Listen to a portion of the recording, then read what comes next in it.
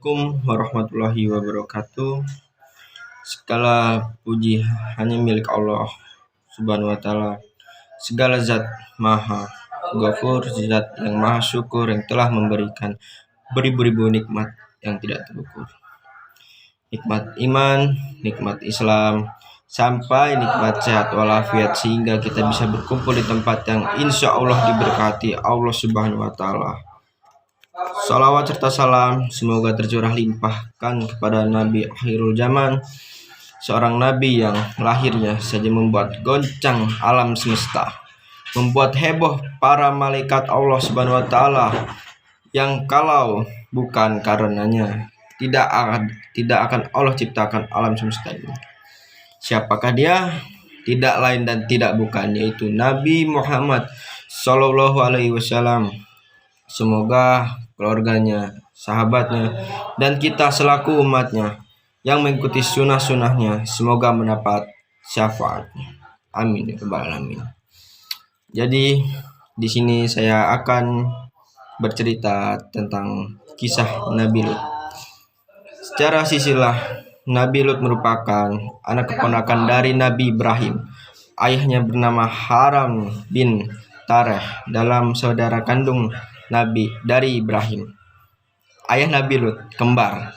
Yang satu bernama Nahor, maka secara garis keturunan adalah Lut bin Haran bin Azara bin Nahor bin Suruj bin Ra'ud bin Falid bin Arib bin Abir bin Syalih bin Basar bin Syam bin Nuh. Dalam kisahnya, Nabi Lut diperintahkan oleh Allah untuk menetap di sebuah daerah bernama Sadum, yang mana masih berada di kawasan Yordania. Nabi Lut menikah dengan seorang wanita bernama Wailah yang memiliki dua putri bernama Raitsa dan Zakrata. Perlu diketahui bahwa kaum Sodom merupakan masyarakat yang identik dengan kerusakan moral parah, bahkan akhlaknya sekalipun. Mereka tidak memiliki agama, nilai kemanusiaan yang beradab, dan belas kasih. Pencurian dan perampasan harta merupakan kejadian sehari-hari, di mana yang kuat menjadi penguasa, sedangkan yang lemah menjadi korban penindasan. Yang lebih parah lagi adalah mereka senantiasa melakukan maksiat, yakni berhubungan seks dengan lawan jenis, laki-laki dengan laki-laki alias homoseksual, begitupun dengan perempuan yang dikenal dengan lesbian. Astagfirullahaladzim. Nabi Lut mengajak mereka beriman dan beribadah kepada Allah Subhanahu wa taala, meninggalkan kebiasaan mungkar, menjauhkan diri dari perbuatan maksiat dan kejahatan. Ia memberi peringatan kepada mereka bahwa Allah lah yang telah menciptakan mereka dan alam sekitar mereka.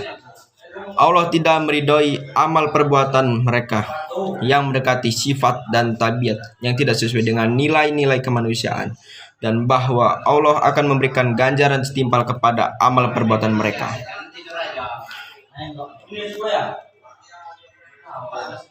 Yang berbuat baik dan beramal soleh akan diberi pahala dan surga di akhirat, sedangkan yang melakukan perbuatan mungkar dan diberi balasan dengan memasukkan ke dalam neraka jahanam. Nabi Lut bersuruh kepada mereka agar meninggalkan adat kebiasaan keji mereka, yaitu melakukan perbuatan homoseksual dan lesbi.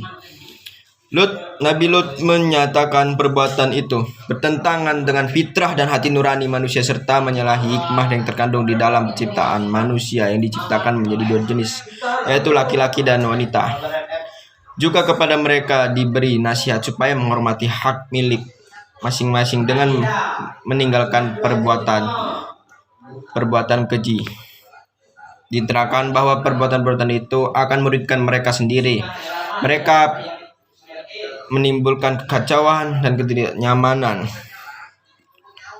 Namun kaum Sodom tidak semudah itu membalikkan pikirannya. Mereka tetap melakukan semau kegiatan maksiat dan kegiatan kejahatan.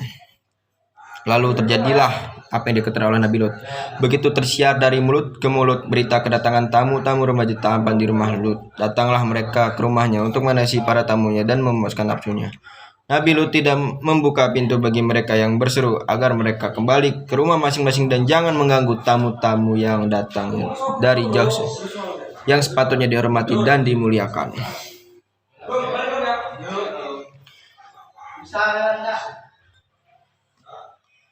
Nabi Lut berseru agar mereka kembali kepada istri-istri mereka dan meninggalkan perbuatan maksiat dan mungkar yang tidak senonoh sebelum mereka dilanda azab dan disiksa Allah.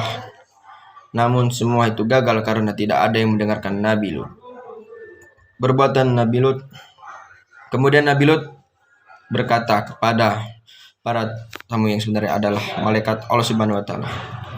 Sesungguhnya aku tidak berdaya lagi menahan orang-orang yang menyerbu ke dalam.